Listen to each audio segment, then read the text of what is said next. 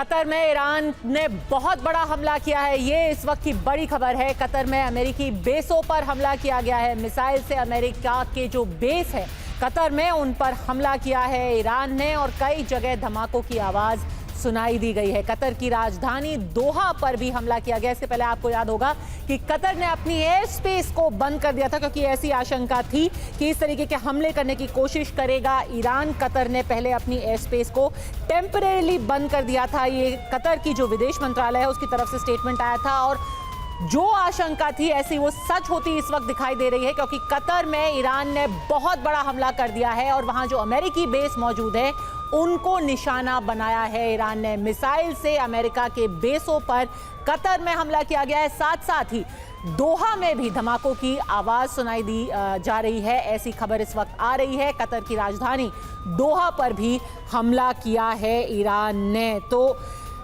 शाम को ही ये बता दिया गया था कि जो थ्रेट है ईरान की तरफ से मिसाइल हमला किए जाने का, वो बहुत क्रेडिबल थ्रेट बताई गई थी। उसी को लेकर के एयरस्पेस को बंद किया गया था और अल उदीद एयरबेस बताया जा रहा है।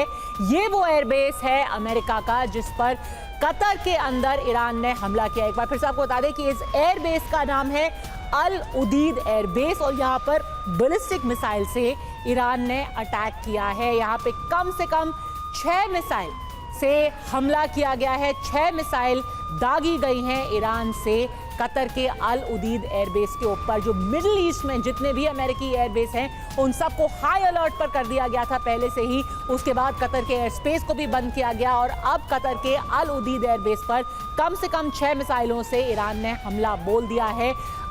इसके अलावा एयर बेसिस को तो निशाना बनाया ही गया है। उसके अलावा दोहा के अंदर से भी धमाके होने की खबर अब सामने आ रही है।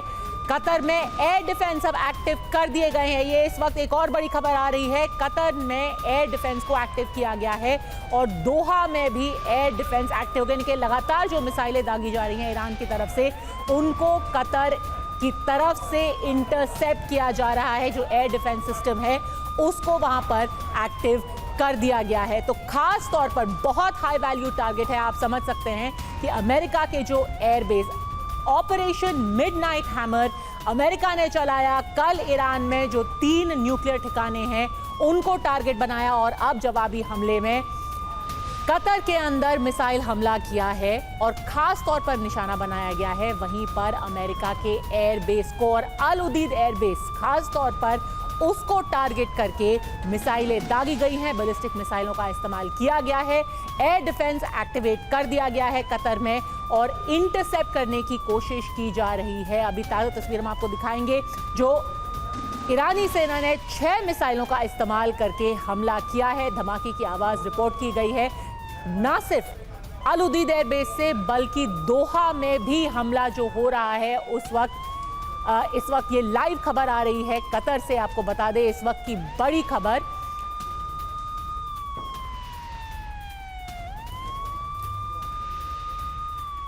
और ऐसा आपको दिखा देते हैं कि ये जो पूरा ज्योग्राफी है इस इलाके की, कितने हजारों किलोमीटर दूर से हमला किया गया था ईरान के ऊपर। और ये देखिए यहाँ पर ईरान, ये हॉर्मुज स्ट्रेट है जिसको बंद करने की धमकी अब ईरान ने दी है। यहाँ से ही सारा जो ऑयल का मूवमेंट होता है, दुनिया भर से ऑयल का जो मूवमेंट है इस हॉर्मुज स्ट्रेट से होता है। और यहाँ कतर में जो एयर बेस है अमेरिका को, उसको टारगेट किया है। तो ये ईरान आप देख सकते हैं, इजराइल ने पहले मिसाइल दागी ईरान के ऊपर, ईरान ने अब जवाबी हमला किया है। पहले इजराइल की तरफ से बमबारी की जा रही थी, फिर अमेरिका भी इसमें कल घुस गया ऑपरेशन मिडनाइट हैमर, जब उन्होंने अपने B-2 बॉम्बर से 3 जो मेन ठिकाने हैं ईरान के अंदर उनको निशाना बनाया था। और अब जवाबी कार्रवाई सीधे आपको 2-3 चीजें याद रखने की जरूरत है कि जैसे ही अमेरिका का एक्शन हुआ था, डोनाल्ड ट्रंप जो अमेरिकी राष्ट्रपति है उन्होंने ये भी एक तरीके से धमकी दी थी कि किसी भी अमेरिकन